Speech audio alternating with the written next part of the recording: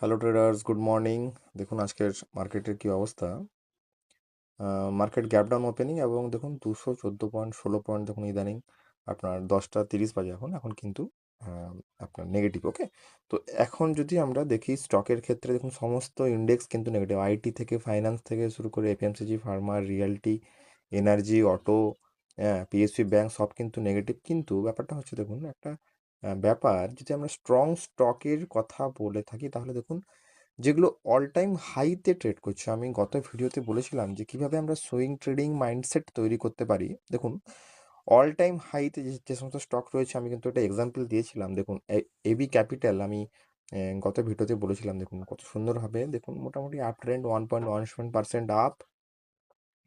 এসডিবিএল দেখুন all time হাইয়ের কাছাকাছি trade করছে, দেখুন কত সুন্দরভাবে র্যালি। আপনার এটাও কিন্তু পজিটিভ মাইন্ডসেট নিয়ে কিন্তু রয়েছে এখন। তারপরে হচ্ছে মন্নমপুরম ফাইন্যান্স।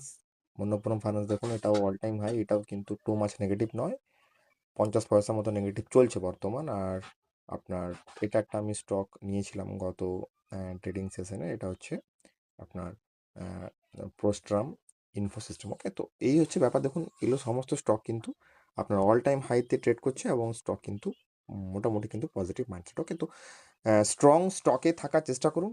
আর যে সমস্ত স্টক অল টাইম হাই থেকে অনেকটা নিচে ট্রেড করছে ওগুলো থেকে বিরত থাকুন। ওকে।